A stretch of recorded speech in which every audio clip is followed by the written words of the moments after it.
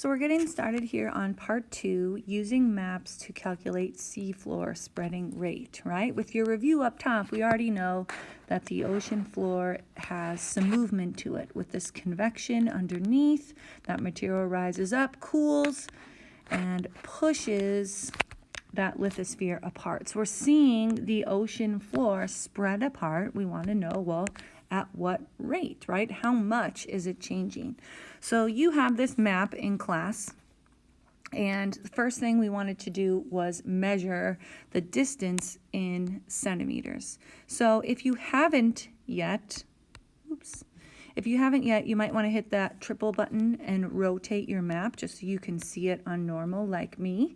So what I did with my ruler, again in class, is I measured that distance of 6 centimeters from A to B.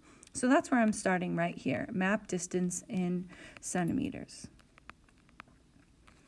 I want to elaborate that out to get my actual distance in centimeters. So using the map scale, which we saw was 1 centimeter per 500 kilometers, I want to calculate out what would the real distance in centimeters be from point A to point B.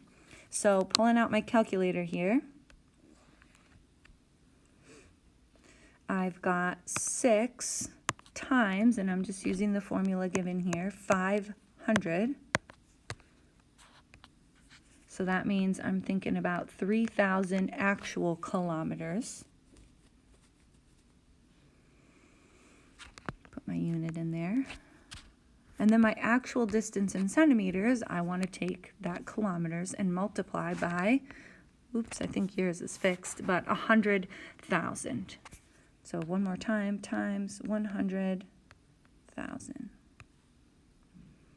So I've got a big number here, obviously.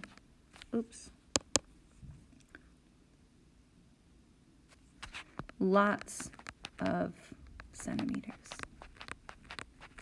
1, 2, 3, 4. Okay. So I'm looking at 300 million centimeters. Right? So that's the distance from A to B. I'm thinking about that distance down here now in real life as 300 million centimeters. So in the process of the entire seafloor spreading, well, what does that mean in time? Right? The lines are representing millions of years. We see the newest crust right at the map at 0. I'm going to go double here so we can see both.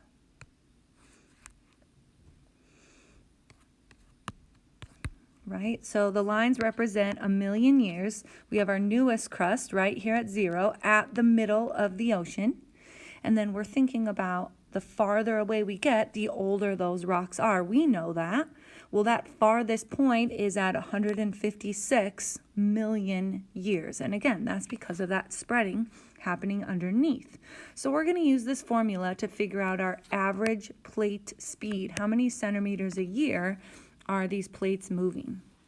Well, the actual distance in centimeters divided by time. So you've got those things already. We just have to plug them in. So here's our actual distance in centimeters. That was that 300 million centimeters.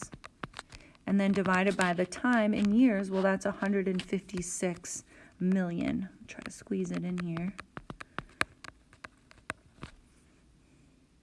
So back to our calculators, we just plug that in and we get our average speed in centimeters per year. So you're going to do that for all 3 locations. So just keep repeating that same process.